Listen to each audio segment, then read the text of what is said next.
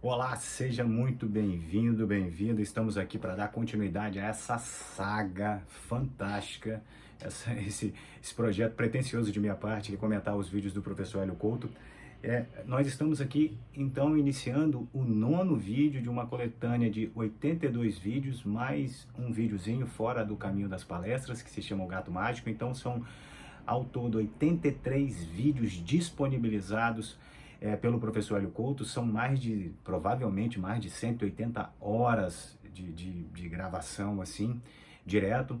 E aqui a gente tem esse pequeno projeto de dar a você a oportunidade de conhecer um pouquinho, de provocar um pouco a curiosidade para que você possa ir lá assistir a esse 9º vídeo do Caminho das Palestras chamado Jesus Cristo. Aqui, esse vídeo do professor, na verdade, essa aula do professor sobre esse ponto, ele possui 2 horas e 35 minutos e eu terei o objetivo de ser o mais breve possível para que você só possa ter uma pincelada das principais ideias, né? Daquilo que ele está falando lá. Então, deixando uma observação aqui, eu não falo em nome da equipe do professor Hélio Couto, né? Então eu falo isso apenas como a título de respeitar você, para que você tenha total discernimento e consciência que aqui é um comentário livre, exclusivamente de minha parte, mas respeitando, digamos assim, os ensinamentos do professor Hélio Couto. Então vamos lá. Nesse vídeo de Jesus Cristo aqui, na verdade, o professor, quando você assistir, você vai perceber que ele traz uma mensagem não explicando necessariamente quem foi Jesus Cristo. Apesar de ter vários livros, a literatura esotérica, aqui esotérica com S, né? Ou seja, dos rituais internos, a literatura esotérica traz vários pontos daquilo, né? E das pessoas ou melhor, daquele discípulo iniciado que foi a pessoa de Jesus, né? Porque o Cristo, na verdade, é uma palavra grega que significa Christos. Então, que significa ungido, né? Então é Jesus o Cristo, Jesus o ungido. E Jesus, o nome dele, pela literatura esotérica, é chamado de Yeshua ben Pandira. Esse era o nome de Jesus, de acordo com a literatura esotérica. Mas ele não vem falar sobre isso. O que o Hélio veio falar é o seguinte: seja lá quem for, e no caso aqui foi Jesus, alguém, quando vem provocar uma quebra de paradigma no status quo, sempre é perseguido, incompreendido, negado, rejeitado, açoitado e até que finalmente é submetido à morte física, porque as pessoas têm um apego desesperado a não mudar o paradigma. E, por exemplo, assim, suponhamos que seja você ou que você conheça alguém que tenha compreensão de que estamos todos sobre a batuta da mesma onda, ou seja, somos todos emanação da mesma onda, como pequenas bolhas num grande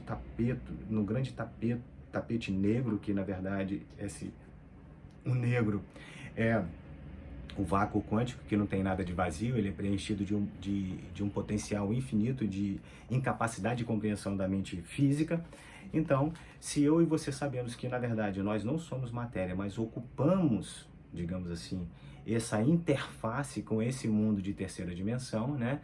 Não é uma alma, não é um corpo físico que coloca uma alma, é uma alma que ocupa não, na verdade, é uma alma que projeta suas energias sobre o corpo físico, que provoca as influências sobre o corpo físico, né? Sobre todos os veículos, né? Sobre todos os corpos, mais precisamente aqui do que eu estou falando sobre o corpo físico.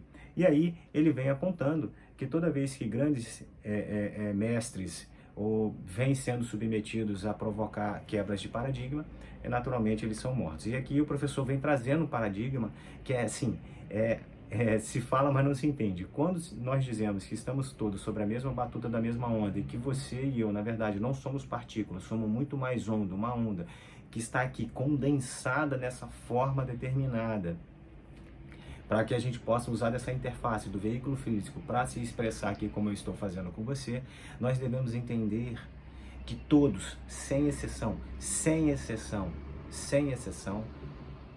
pertencem ao mesmo elemento. E a partir do momento em que eu faço alguma coisa com o outro, naturalmente eu atraio para mim, por uma questão de vibração, de ressonância, as consequências. Por isso que se entender, e aqui o professor traz isso, por isso que se entender o que significa a lei da reencarnação, a lei do karma, é indispensável, e a lei da colheita é indispensável para que a gente possa ter um processo evolutivo, porque a partir do momento em que você tem essa plena convicção, se te ofendem, você, ok, não é que você não vai se importar, mas você ocupa um processo de neutralidade. E neutralidade é uma grande diferença de neutralidade. Ser neutro não é uma posição omissa nem passiva. Ser neutro é uma posição superposta entre os pares de opostos. A posição superposta é a neutralidade, onde embaixo os pares de opostos, que baseado no princípio da polaridade, que é o princípio, que é um dos princípios do Kybalion, né? Então você tem o esquerdo e o direito, o alto e o baixo, o quente e o frio, esses são os pares de opostos, onde não existe um sem o outro, por isso que são forças que se complementam. Então, naturalmente, a neutralidade é uma posição superposta, onde você consegue enxergar, opinar sobre aquilo que você concorda e discorda, porém, você não guarda nenhum tipo de afeto, desejo, ressentimento. Diferente da indiferença. Você pode perceber que se você tem indiferença por alguém, a indiferença guarda dentro de si, se você bem investigar, um pouco de ressentimento, de mágoa, essa pessoa para lá, qualquer tipo desse posicionamento. Enquanto ao passo que a neutralidade não. A neutralidade ela te dá uma consciência clara de que eu não vou me relacionar com aquela pessoa, não é porque eu deveria ou não, é por uma questão de sintonia. Ela tem outros interesses, ela gosta de outras coisas, assim como você eventualmente não come determinadas coisas. Porque você não gosta, não é porque você tem alguma coisa contra aquilo, é por sabor, por textura, enfim, exatamente por isso. Então, quando a gente tem plena convicção de que está tudo sobre a mesma onda, a gente se coloca e se busca estar numa posição de neutralidade, para que a gente não possa se apaixonar. E isso a gente vê hoje em dia, né?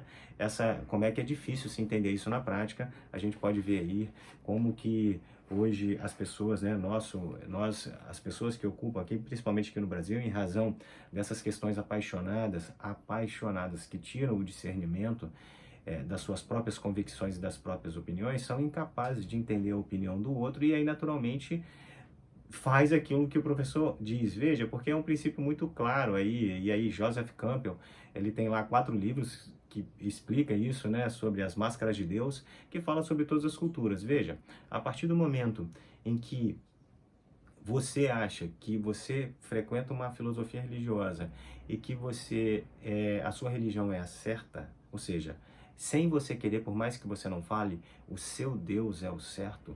Se eu não frequento e não congrego juntamente, não penso como você, na verdade eu sou um herege. Então, por mais que eu tenha a minha convicção, é o meu Deus em face do seu Deus. E o que a gente faz com o herege?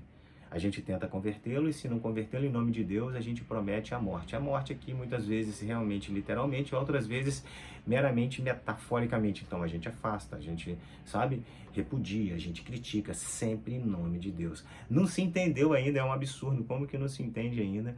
Como que, da onde que se tira dos 4 evangelhos, né, ali que foram os 4 evangelhos escritos sobre Jesus escritos, que Jesus Cristo aceitava qualquer espécie de violência. Então, quando ele falava assim, quando chegou um discípulo nele e falou, mestre, o que eu devo fazer com aquele que me ofendeu? Perdoai 70 vezes 7. Veja, 70 vezes 7 todos os dias, são 490 perdões. Ninguém comete isso, 490 ofensas num dia. Mas o que ele queria dizer é infinitamente, sempre. Por quê? Porque você é uma onda. Se você se vingar, naturalmente você está atraindo por uma questão da lei da ação e da reação, que aqui a gente chama de karma, né?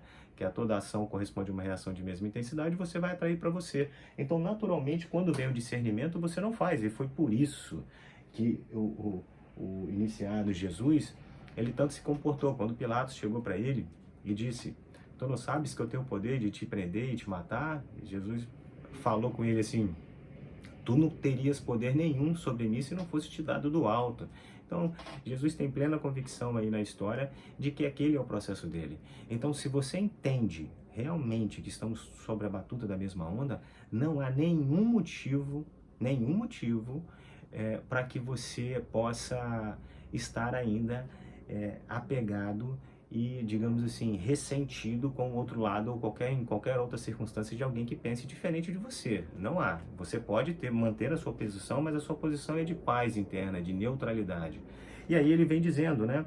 E aí ele vem apontando que toda vez quando alguém tenta explicar o que é a realidade, a pessoa morre. Aqui ele traz Akenaton, né, que foi um faraó do Egito há 3.300 anos, em que ele eliminou na região dele os múltiplos deuses e foi o primeiro ser no planeta em que fundou o monoteísmo, né? Aí havia a adoração ao rei Sol. Na verdade, o Sol, esotericamente, e também não esotericamente, mas fisicamente mesmo, ele é o pai de toda a vida, né? Porque o Sol representa a vida, ao passo que a Lua representa a mãe, né? O pai é a luz, a Lua é a sombra, não no sentido pejorativo da palavra sombra, mas é assim que se interpreta. E aqui eu gostaria de deixar com você aquilo que o professor Hélio aqui, mais de uma literatura, de um mestre, quando escreveu uma carta, Helena Petrovna Blavatsky, né, a doutrina secreta, que fundou, né, que cunhou ali a teosofia. É bom você lembrar que Theos significa Deus e Sofia, conhecimento, então é o conhecimento divino, isso é o significado da palavra teosofia. Então o Mahatma, né, ou seja, Mahatma, Atma, alma, Maha, grande. Então Mahatma significa grande alma, por isso que é de Mahatma Gandhi, grande alma, né? Então é uma pessoa de grande alma, mas o Mahatma Kutumi, que na verdade é um dos mestres ascensos, escreveu o seguinte sobre os ataques que os guerreiros de luz recebem habitualmente quando tentam quebrar o paradigma, né? Ele disse assim, abre aspas, vale a pena você até prestar atenção, abre aspas, tem sido sempre assim. Aqueles que vêm zelando pela humanidade através de séculos nesse ciclo têm visto os detalhes dessa luta mortal entre a verdade e o erro repetirem-se constantemente. Alguns de vocês teosofistas são atingidos apenas em sua honra ou em seus bolsos, mas os que erguiam a fonte de luz nas gerações anteriores pagavam com suas vidas pelo conhecimento. Coragem, pois todos vocês que querem ser guerreiros da verdade una e divina, prossigam com valentia e confiança, alimentem sua força moral, não a desperdicem com futilidades, mas usem-na nas grandes ocasiões. Então, você percebe essa mensagem linda? Que você está sendo treinado, ou você está se treinando durante os momentos de calmaria, assim como um exército treina quando não há guerra, para quando tiver a adversidade, ele poder ser ali, submeter às práticas, né, em que foi treinado, assim como a gente treina a respeito das nossas convicções, dos nossos valores, para quando vier a adversidade e elas aparecerão, a gente possa se submeter e recebê-las como um grande caos. Recebê-las como uma grande iniciação a fim de superar o caos, melhor dizendo, né? Então, como a gente percebe isso, o professor vem falando, e aqui ele aponta a importância de se entender essas duas leis, a lei da reencarnação e do karma, e trago aqui para você. É provável que eu faça um vídeo especificamente, porque esse vídeo é muito interessante, sobre as espécies de karma. Veja, nesse exato segundo, você está criando karma, eu e você, né? Estamos criando karma, estamos pagando karma e estamos gerando karma para o karma futuro que não vai ser pago nessa existência. E a gente tem algumas espécies de karma, né? Porque não é à toa que nós nascemos aqui nesses momentos. Nós temos o nosso karma pessoal, nós temos o nosso karma familiar, nós temos o nosso karma coletivo da pátria e nós temos o nosso karma planetário. Então veja a importância que isso tem, né? E aqui, para deixar para você aqui, para finalizar, o professor vem fazendo toda essa digressão, né, a respeito daqueles que buscam falar a verdade e acabam morrendo. Então, para finalizar aqui para você, eu deixo uma mensagem de Henri David Thoreau, que é a seguinte: só encontramos o mundo que procuramos. Um grande abraço para você e até a próxima.